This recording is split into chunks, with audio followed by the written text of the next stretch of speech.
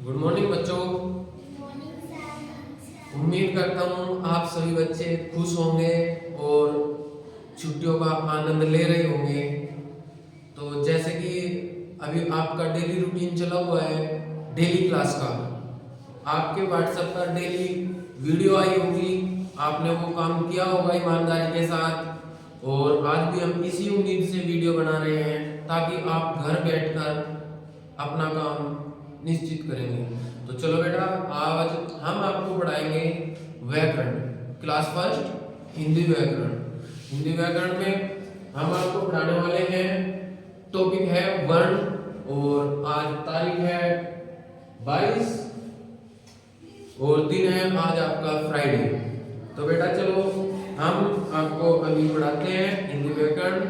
ये वाली किताब है आपकी और इसमें पेज नंबर 3 पे आपका टॉपिक है वर्ण। वर्ण को लेटर बोलते हैं।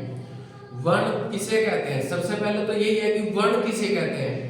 वर्ण वर्ण उसे कहते हैं वह सबसे छोटी ध्वनि जिसके और टुकड़े ना हो, वर्ण कहलाता है। किसे कहते हैं? वर्ण वह सबसे छोटी ध्वनि। क्या किसे कहते हैं? वर्ण वह सबसे छोटी ध्वनि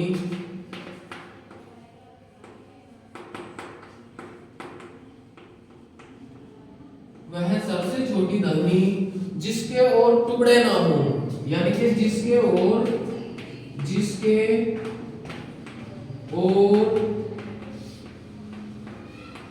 टुकड़े न हो, उसको क्या कहते हैं? उसको वर्ण कहते हैं। क्या कहते हैं बेटा? वर्ण कहते हैं।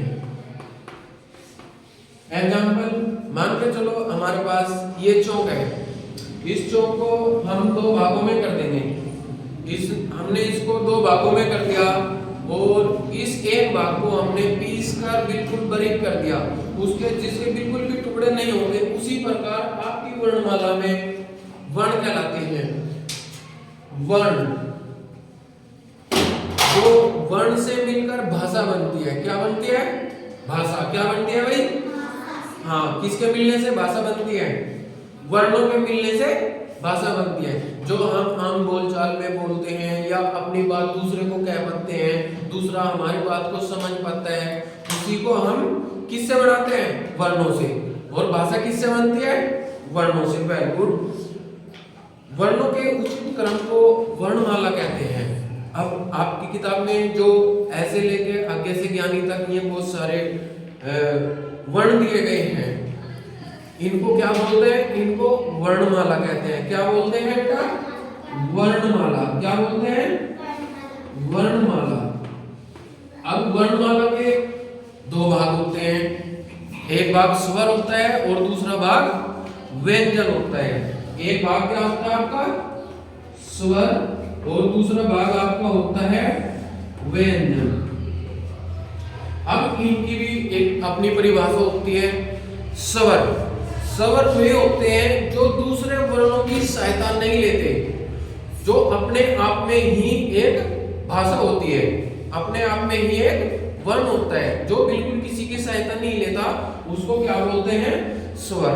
स्वर आपके 11 होते हैं जिनका उच्चारण बिल्कुल स्वतंत्र होता है।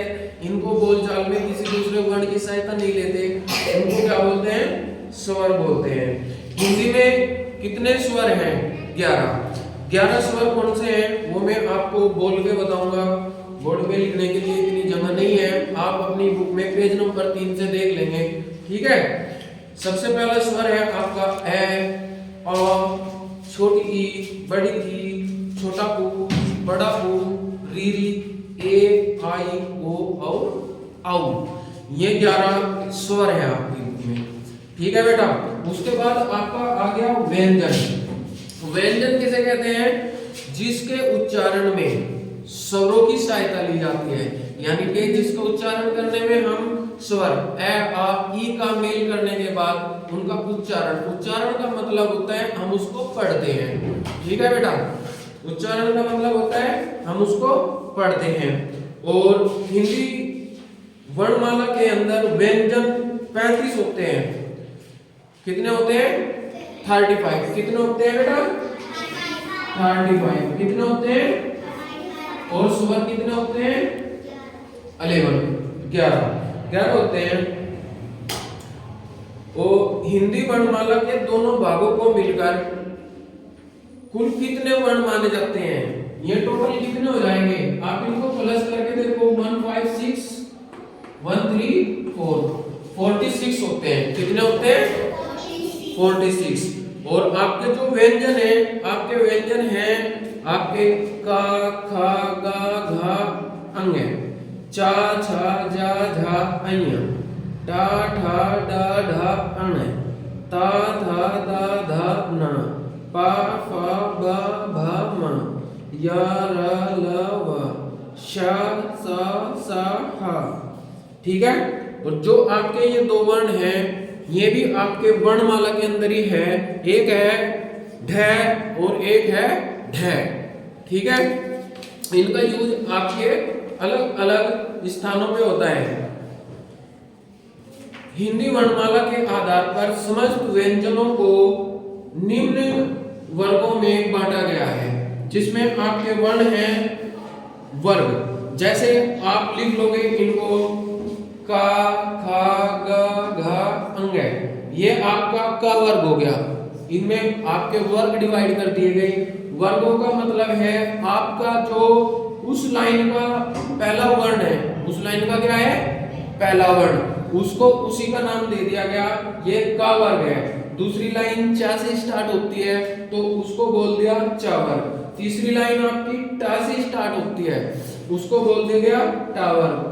तीसरी चौथी लाइन आपकी ता से स्टार्ट होती है, उसको ता वर्ग और फिर पा वर्ग। पा वर्ग हो गया। ये जो डे और ढ वर्ण शब्द के आरंभ में नहीं आते और अंग और अह को आयोगवाह कहा जाता है। हमने आपको अभी पीछे बताया है, ये दो वर्ण ये किसी भी शब्द के शब्द होता है जो वर्णों की सहायता से बनते हैं। जैसे दो वर्ण लिख लिए हमने, जैसे क एक वर्ण हो गया प्लस ले, दूसरा वर्ण हो गया तो बराबर क्या हो गया? कल। उसी प्रकार ये क्या बन गया? ये शब्द बन गया। क्या बन गया बेटा? शब्द। ये क्या है? वर्ण है। ये भी क्या है? वर्ण है। दो वर्णों की सहायता से क्या बनते हैं? शब्द बनते हैं। इसके अतिरिक्त कुछ संयुक्त व्यंजन होते हैं, जैसे छ, त्र और अज्ञ। और एक होता है श्रय। ये श्रय लगता है जैसे श्रय से श्रमिक, परिश्रम, इन दो चीजों में ये इस्तेमाल होता है। दो दो व्यंजनों को जोड़कर बने होते हैं। ये भी दो व्यंजनों को जोड़ के बनते हैं। देखो, एक व्यंजन बनता है स्वर के जोड़ने से, और जो ये संयुक्त व्यंजन होते हैं, संयुक्त व्यंजन यानी कि दो व्यंजन एक साथ जुड़ गए तो क्या हो गया? संयुक्त व्यंजन। जैसे छ, अदक है, अदक है हो गया, और से षटकोण हो गया कश, इसको बोलेंगे कच्छ। ठीक है, क्या बोलेंगे? इसको अक्सर नहीं बोलते कभी, इसको कच्छ बोलते हैं। जैसे तिर, अदत है और रह, जैसे त्र। अज्ञ से ज्ञानी, इसमें अदत जय और अय मिलेगा। ठीक है, जय बनेगा ये। श्रय, अदत से और रह, श्रय। जैसे श्रम हो गया, श्रय से श्रमिक हो गया, विश्राम हो गया, ये इसमें यूज हुआ। अज्ञ से ज्ञानी का कहाँ यूज हो रहा आपका? ज्ञान, ज्ञात, यज्ञ। क्रिया का कौन सा हो रहा? मित्र, मात्रा, पत्र। बेटा इधर ध्यान दो, कक्षा, रक्षा और क्षमा। तो इसके बाद बेटा आपकी बुक में जो अगला स्टेप है लिपि। लिपि किसे बोलते हैं?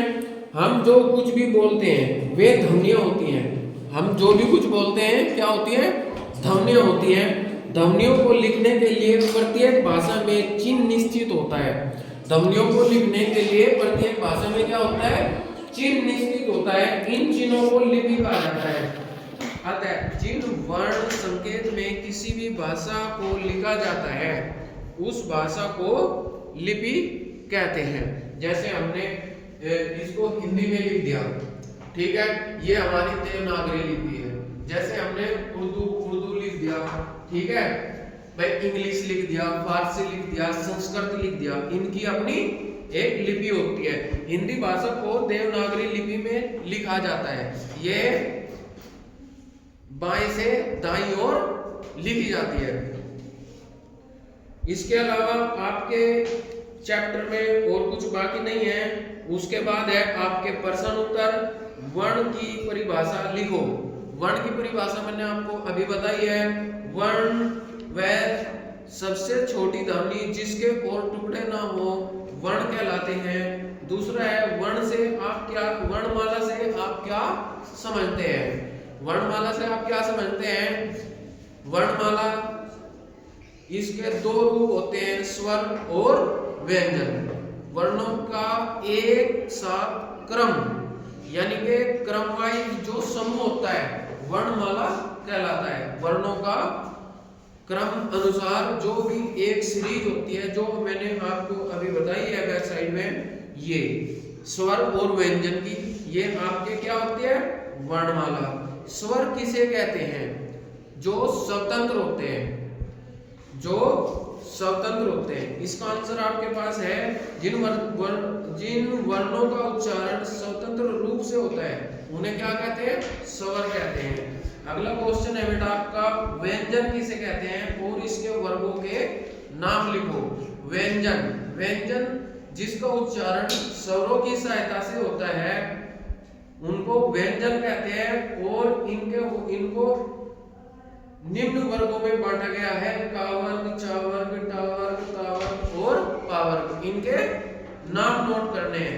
अगला क्वेश्चन है आपका, लिपि से आप क्या समझते हैं। लिपि मैंने आपको अभी बताया है, जो कुछ हम बोलते हैं या हम लिखते हैं उस चिन्ह को हम लिपि कहते हैं। हम हिंदी को किस लिपि में लिखते हैं, हिंदी हमारी देवनागरी लिपि में लिखी जाती है। ठीक है बेटा। आगे आपके रिक्त स्थान है, अंग और अ को आयोगवा कहा जाता है। सबसे छोटी ध्वनि को वर्ण कहा जाता है। भाषा ध्वनियों के मेल से बनती है। भाषा किसके मेल से बनती है, ध्वनियों के। वो क्यों, भाषा तो ध्वनियों के मेल से बनेगी और ध्वनियों से क्या बनेंगे, वर्ण। ठीक है, आपका चैप्टर ये यहीं समाप्त होता है। आगे इसके बाद है वर्ण संरचना का विवरण, जैसे सालाना, नहर, इनको अलग अलग आपने खोल के लिखना है। ये काम हम आपको कल कराएंगे। और बाकी अगला चैप्टर स्वरों की मात्रा हम आपको ये कल पढ़ाएंगे। सभी बच्चे इसको पहले तैयार करेंगे, आज इसको भी पढ़ के रखेंगे, तभी आपकी समझ में आएगा। उम्मीद करता हूँ आप सभी बच्चों की समझ में ये क्लास आई होगी। सभी बच्चे ध्यान देंगे। ये काम आप आज की तारीख डाल के अपनी नोटबुक में नोट करेंगे, जिसको हम चेक करेंगे। ठीक है बेटा। और दूसरी चीज, जिस बच्चे का जन्म प्रमाण पत्र नहीं बना है, आधार कार्ड नहीं बना है, सभी बच्चे अपना जन्म प्रमाण पत्र बनवा ले, क्योंकि सरकार द्वारा मांगा गया आपका ये कागज हमने सरकार को सौंपना है। आप विद इन 5 डेज, केवल 5 दिन के अंदर अंदर आप अपना जन्म प्रमाण पत्र बनवा लीजिएगा। धन्यवाद।